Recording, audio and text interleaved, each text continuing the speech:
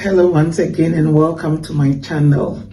I'm beginning a short series on abuse, and this is aimed to empower all of us so that we can identify abuse if it is happening and find out how to avoid it. And if you find yourself stuck in an abusive relationship, what you can do about it to get your power back. And so what is abuse? Abuse, of course, from the word means something that is not used in the way it was intended to be used. And in the context of a relationship, be it a marriage or some other form of committed relationship, abuse is when one partner uses a certain pattern of behavior to either control or manipulate you for their own gain. Okay, and abuse is a spectrum. It can be very mild and infrequent, all the way to constant, consistent, and very harmful to the point where it can even be life-threatening. And the thing about abuse is that abuse is really a choice, an individual choice, because there are people who have been abused yet never became abusive. And there are people who have never been abused, but some way, somehow, by virtue of their personality and some physiological characteristics, they end up becoming abusive.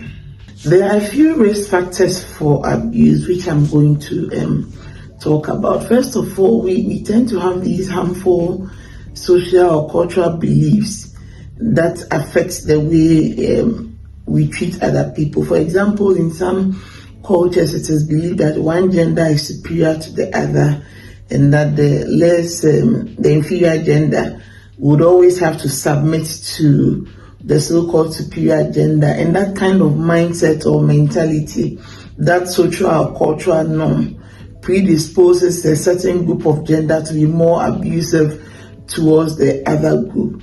There are people who have had anger issues.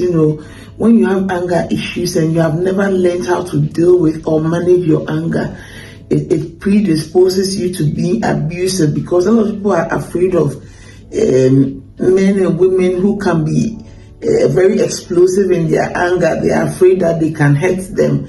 And so if you don't learn to manage your anger very well, it can lead on to you having an abusive tendencies.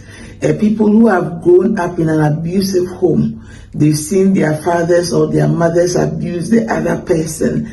They grow up thinking that that is the norm, and they either tend to be abusers or they become victims to abuse because they've seen their mom being abused, and in their mind that is the norm. And so it's surprising, but some way, somehow, women who have grown up from abusive homes, who have seen their mothers being abused, will end up going to find a man exactly like the man who was abusing their mothers. There's a saying that you were raised by animals, so you go out looking for a wolf, and it is sad, but it happens. There are some people who have extreme jealousy issues, and so because they are extremely jealous, they want to keep you to themselves.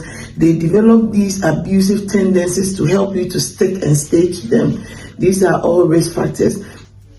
For people who have issues with substance abuse, alcohol, various drugs, they also tend to have a high tendency to be abusive. There are certain personality disorders that make people more prone to be abusive. An example with people with narcissistic personality disorder. I think that's in a separate podcast. We'll talk about them. People with borderline personality disorders. These people tend to have the tendency to be abusive. And then a lot of the time, for people who are abusive, when you go deep down into the matter, you realize that these are people who have been abused before, or people who have a very low self-esteem for one reason or the other. So these are a few, not conclusive or exhaustive, but these are a few of the common reasons why people will be abusive or why people will endure abuse. The first kind of abuse we want to talk about is physical abuse. And we are going to talk about physical abuse because it is the one of those that you can very easily see.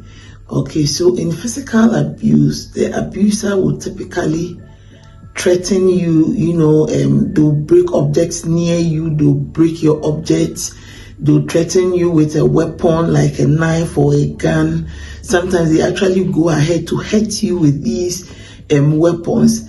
Sometimes it is not you, but maybe somebody you love. So typically, if a woman is being abused, her abuser will threaten to hurt her children or actually hurt her children. The person may actually hit you, slap you, choke you, cause some form of physical or bodily harm to you. That right there is physical abuse. The next form of abuse is sexual abuse, and sexual abuse comes in many flavors. For example, you can have somebody who is coercing you to get pregnant and have children for him or her when they really do not want to have that child. So, for example, the person may decide to punch holes in the condom so that although you both have agreed that you don't want to get pregnant, some way, somehow he manipulates you into getting pregnant on your blind side. Sometimes it is rape or sexual assault.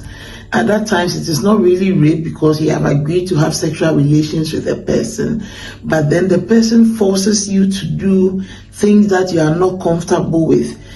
For example, the person can force you into a threesome. The person can decide to go anal with you when you haven't consented to it. So you get more than you bargain for against your will.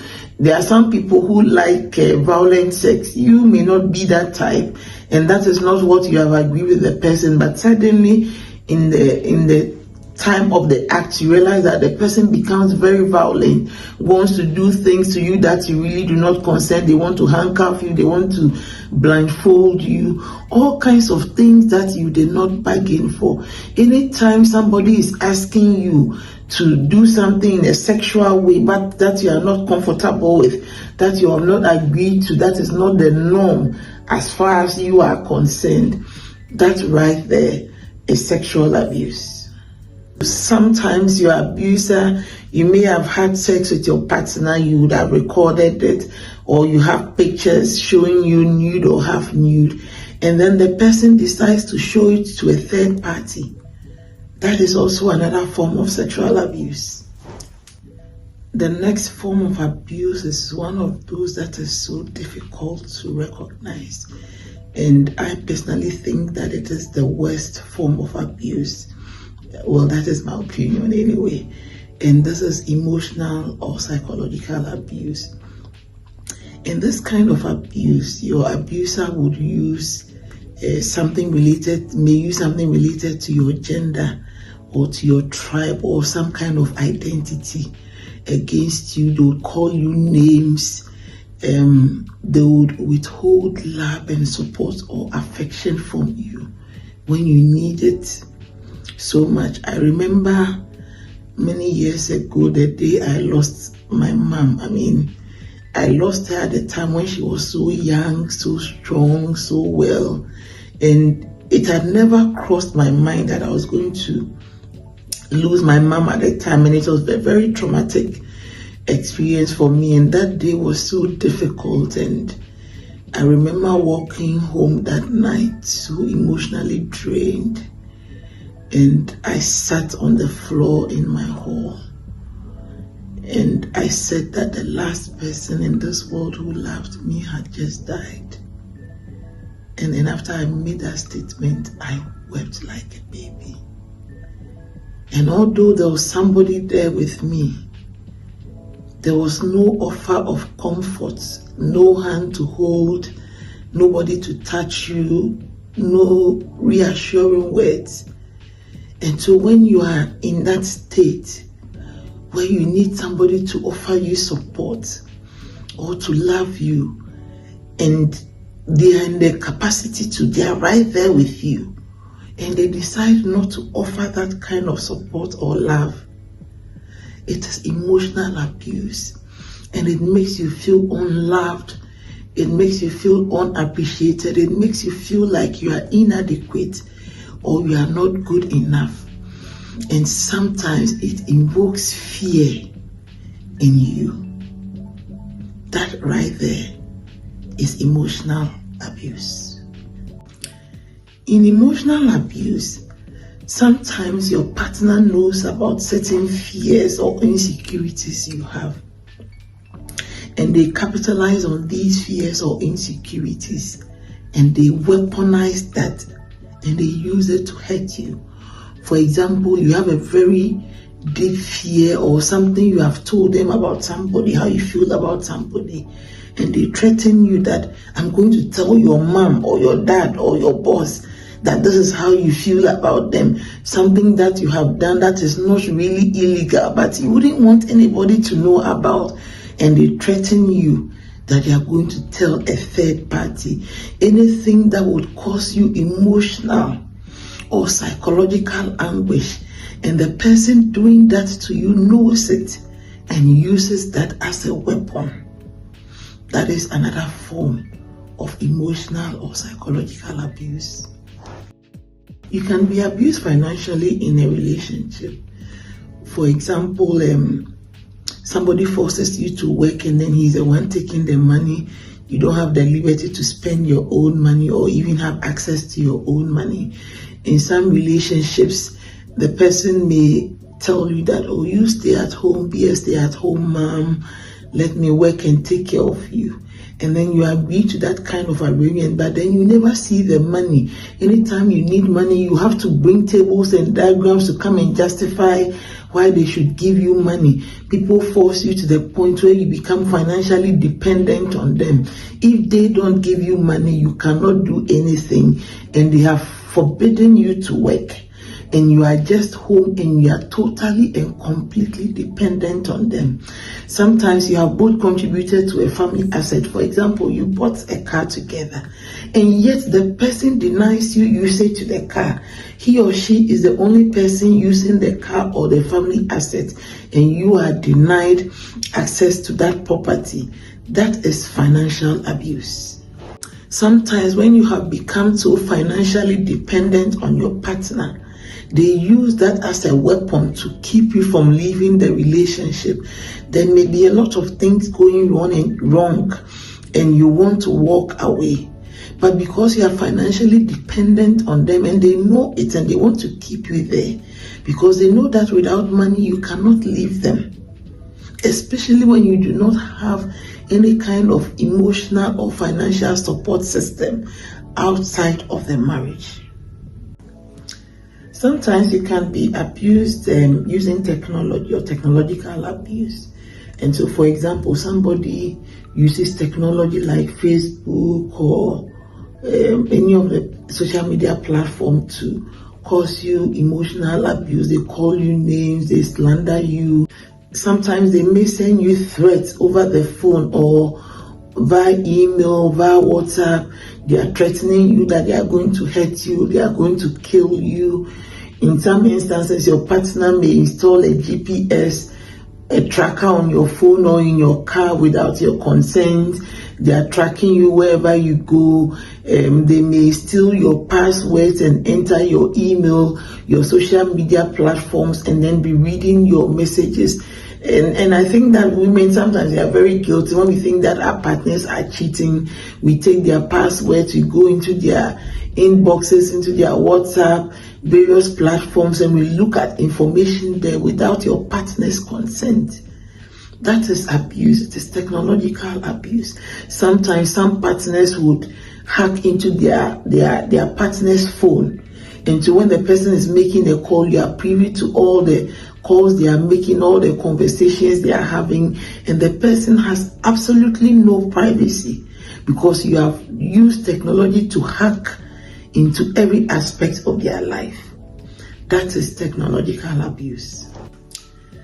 There is a specific form of abuse that is very peculiar to people who are narcissists or who have narcissistic personality disorder. And in this group of people, one of the things they will do is that they will criticize you so much. Everything you do, they criticize it because you are not like them, you are not good enough, and nothing you do is okay for them. Sometimes they humiliate you, either privately or publicly. And there's this term we call gaslighting that they use so much. So let me try and explain it in a way that is easy for you to understand. So assuming that you are a parent and you have 2 children, one who is about a year or less, between 8 months to 1 year, and then you have another one who is like 6 years old. You are somewhere in the house, and every few seconds you hear the baby cry out. So you come to the hall where the baby is lying, and there's nobody there. And you don't understand why the baby is crying. You soothe the baby, you go back to what you are doing. Then after 5 minutes, the baby cries again, and you come back. And there's nobody. You don't understand why the baby is crying. And this goes on for some time, and you are tired, you are angry, because you don't know why this baby keeps crying, and there's nobody there hurting them. There's nothing really causing them discomfort as far as you are concerned. But unknown to you, your child who is 5 or 6 is hiding behind the couch. And when you are not looking on your blind side, they pinch or they hurt the baby. That is what narcissists do when they gaslight you. They cause you that kind of stress or harm, or they do something to you that is, nobody sees, right? But you feel it, and it is real. And when the blow or the injury becomes too hard for you to bear, you cry out, you lash out in anger, you react in a way that the people around you will see that you are reacting. But for them, they do not see the stimulus that is causing you to react in that way. And so eventually they will tag you as and you say dodo, and you are like this and you are like that. But the person behind the scene who is causing you that grief does it in secret. And that is how I'll explain gaslighting. And they make you, sometimes when you tell people don't understand why we are reacting the way we are reacting.